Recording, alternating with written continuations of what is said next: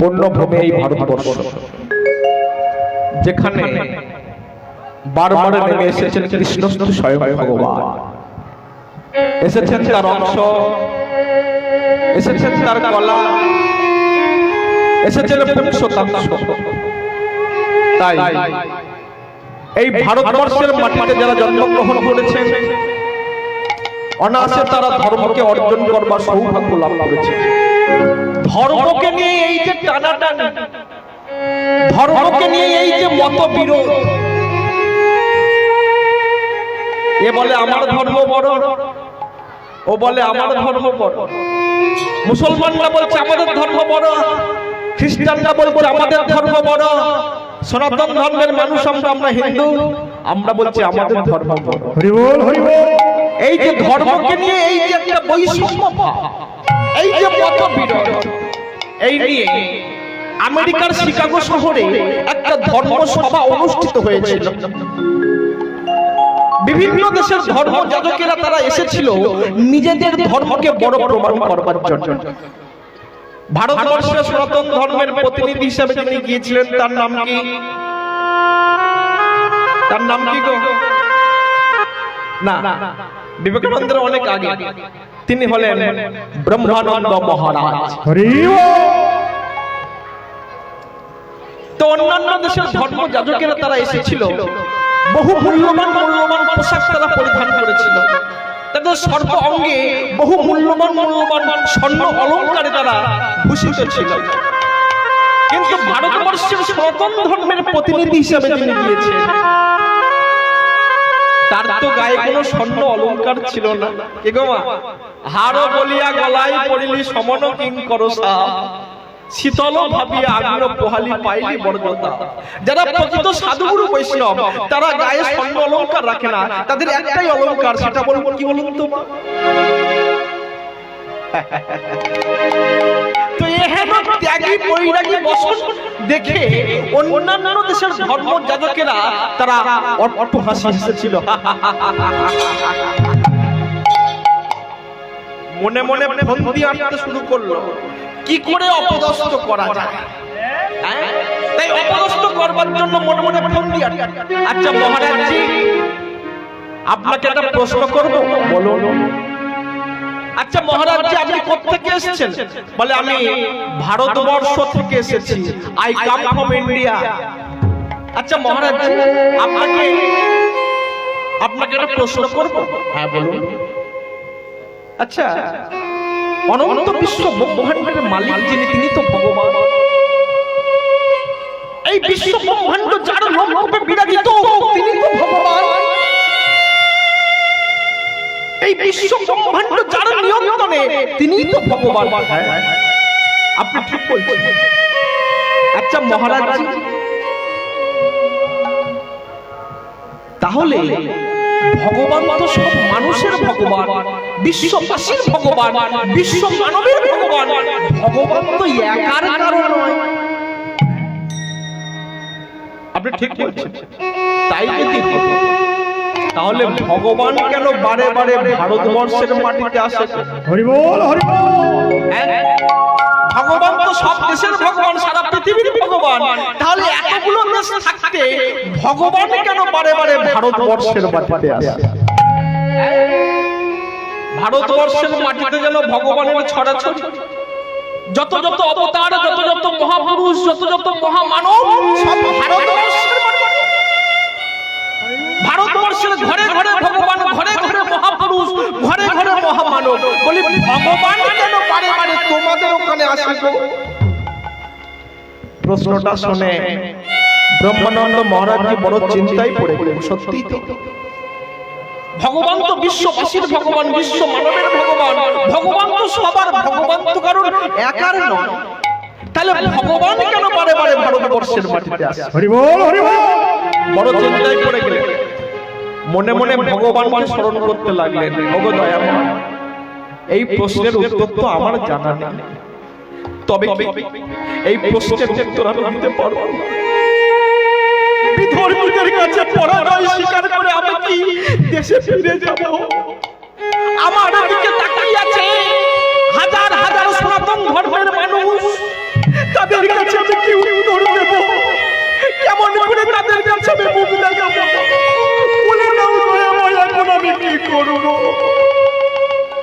ভগবানকে স্মরণ করছে।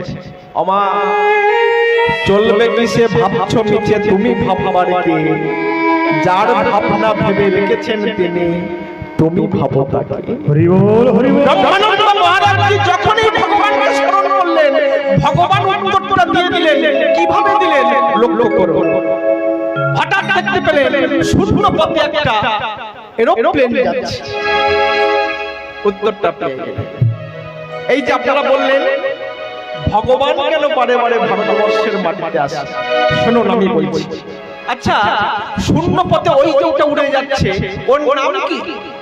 বলে সে কি গো, এটা আপনি জানেন না? ওর নাম হলো এরোপ্লেন। বাংলায় যাকে বলা হয় উড়োজাহাজ। আচ্ছা ওই এরোপ্লেনকে এখানে নামাতে পারবেন?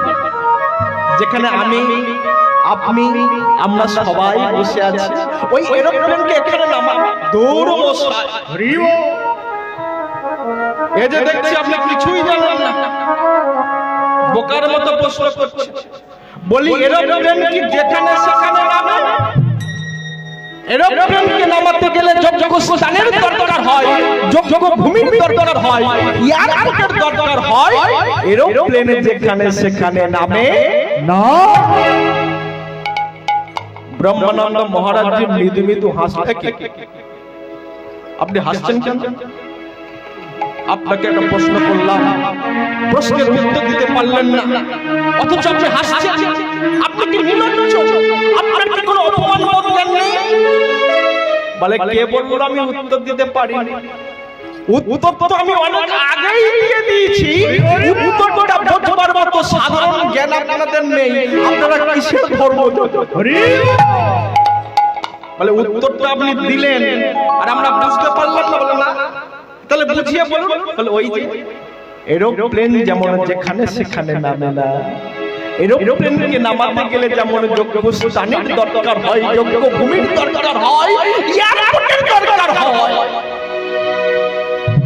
তেমনি ভগবানও কিন্তু যেখানে সেখানে নামে।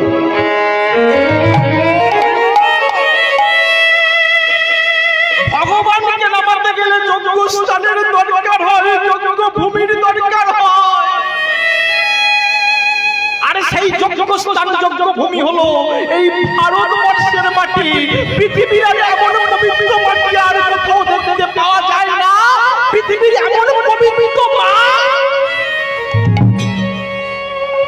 তাই তো ভারতবর্ষের মায়েদের গর্ভে জন্মগ্রহণ করেছে আমার নেতাজি সুভাষচন্দ্র বসু, বিনয় বাদল দীনেশ, মাস্টারদা সূর্য সেন, প্রফুল্ল চাকি, আমার কবিগুরু রবীন্দ্রনাথ ঠাকুর, কাজী নজরুল ইসলাম, বাংলা মায়ের দামাল ছেলে ক্ষুদিরাম বসু।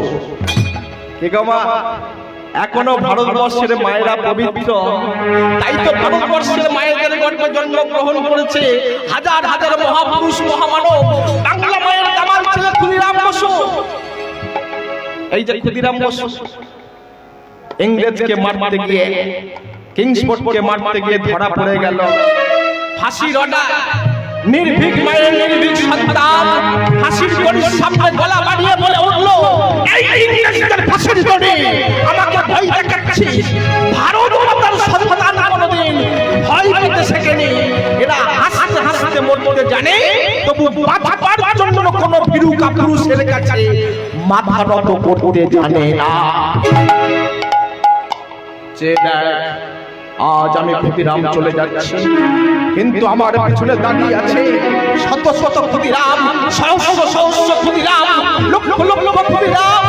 যে ভারত মাতাকে তোরা এত কষ্ট দিস, এত যন্ত্রণা দিস, সেই ভারত মাতার সন্তান একদিন তোদেরকে এ দেশ থেকে কুকুরের মতো তারা করবে, তারা করবে, তারা করবে।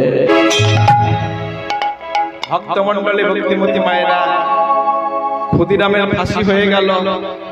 আর যখনই ফাঁসি হয়ে গেল তারপর থেকে আন্দোলন কত শক্তিশালী হয়ে গেল।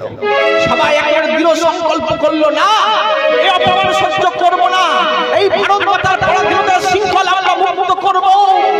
মুক্তির মন্দিরে সোপানো তলে কত প্রাণ হলো বলিদান, লেখা আছে অশ্রু জলে।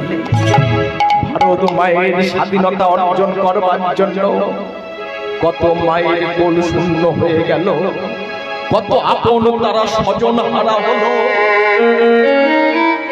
বুক ফাটা আর্তনাদ বুকের মধ্যে জমা রেখে একটাই ধ্বনি, একটাই সংকল্প, ভারত মাতার পরাধীনতার শিকল মুক্ত করব। একটাই ধ্বনি, বন্দে মাতরম, বন্দে মাতরম, বন্দে মাতরম। একটাই ধ্বনি, একটাই প্রতিজ্ঞা, আমরা হারব না, হারব না, হারব না, তোমার মাটির একটি কোণও ছাড়ব না, ছাড়ব না। আমরা হারব না, হারব না, হারব না, তোমার মাটির একটি কোণও ছাড়ব না, ছাড়ব না। আমরা হারব না, হারব না, হারব না, তোমার মাটির একটি কোণও ছাড়ব না, ছাড়ব না। আমরা হারব না, হারব না, হারব না, তোমার মাটির একটি কোণও ছাড়ব না। আমরা আকাশ থেকে বজ্র হয়ে ঝরে যাবে, তোমার ভয়ে মায়া আমরা প্রতিবাদ করে জানি। ভাবনা কেন আমরা তোমার শান্তি প্রিয় শান্ত ছেলে, তবু শত্রু এলে অগ্রহাতে করে জানি। তোমার ভয়ে প্রতিবাদ করে জানি। আমরা পরাজয় মানব না, মানব না, ভীরুর মতো ঘরের কোণে রইব না, রইব না। আমরা পরাজয় মানব না, মানব না, ভীরুর মতো ঘরের কোণে রইব না। আমরা পরাজয় মানব না, মানব না, ভীরুর মতো ঘরের কোণে রইব না, রইব না। আমরা পরাজয় মানব না, মানব না, ভীরুর মতো ঘরের কোণে রইব না। আমরা চিরদিনই হাসি মুখে বলে জানি, তোমার ভয়ে মায়া আমরা প্রতিবাদ করতে জানি। আমরা তোমার শান্ত প্রিয় শান্ত ছেলে, তবু শত্রু এলে অগ্রহাতে করতে জানি। তোমার ভয়ে প্রতিবাদ করতে জানি। আমরা মানব না, মানব না, মানব না, দুর্বলতায় বাঁচতে শুধু জানব না, জানব না। আমরা মানব না, মানব না, মানব না, দুর্বলতায় বাঁচতে শুধু জানব না, জানব না। আমরা মানব না, মানব না, মানব না, দুর্বলতায় বাঁচতে শুধু জানব না, জানব না। আমরা মানব না, মানব না, মানব না, দুর্বলতায় বাঁচতে শুধু জানব না। আমরা আকাশ থেকে বজ্র হয়ে ঝরে যাবে, তোমার ভয়ে মায়া আমরা প্রতিবাদ করতে জানি।